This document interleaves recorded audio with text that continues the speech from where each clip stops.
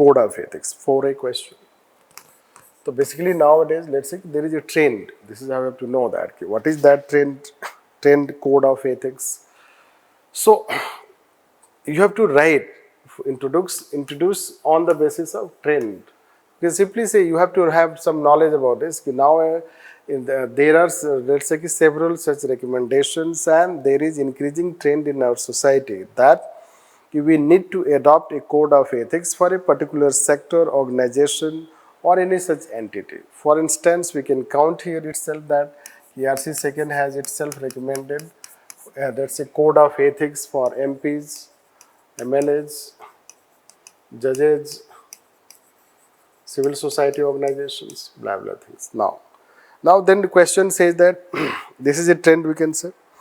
So does it improve the behavior? So then you have to say yes. Certainly it may be improving, that's why we have given it. So code of ethics, how it improves. So here we have to talk how code of ethics improves. The code of ethics may improve, let's say it gives moral sanction. Moral sanction, when we adopt it, it brings, let's say that moral sanction, that's social influence. Means some people will follow it, that will bring influence, or let's say leader, there will be time to time, this is what we'll find that we will try to appeal to people, say kind of social influence, let's say that is. Then legitimacy.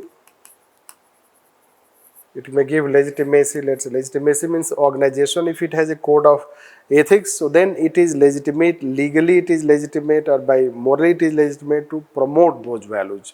If you do not have code of ethics, the people can question that why I should follow it, where is this? Where is this value? So that legitimacy, you can say, it gives motivation, let's say. Those who are honest people, and it can become basis for taking, let's say that action. Any action or containing behavior.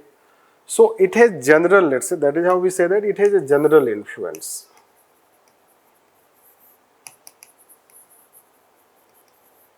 You can say that it has general influence, and it is because of that general influence we can say that this code of ethics is adopted. But since it has a general, let's say, influence, it has weaknesses also.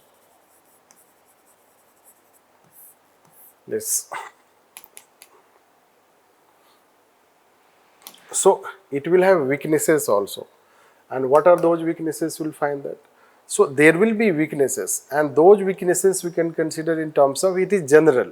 Since it is general, it may not have direct, let's say, that impact on our mind, or attitude, or belief. So it may not directly, let's say, even if we have code of ethics adopted in civil services, you know that we have conduct rules. And conduct rules prohibit, certain types of behavior, let's say that even, let's say, there is neutrality, let's say. But you will know that still there, how the civil servants are politicized, how they behave in a politicized manner. So this we have to understand. So it may not have direct, that's why its effectiveness is questionable. Then why we give it? Right. So we give because we don't believe that only code of ethics will be able to solve the problem. It is one such tool to influence the behavior. There are other such also tools, mechanisms which will try to influence the behavior of people, build good character.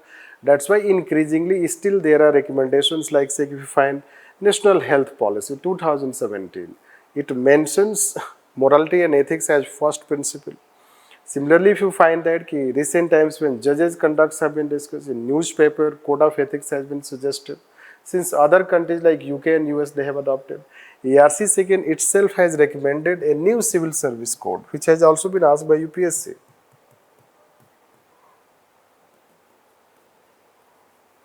So let's say that this.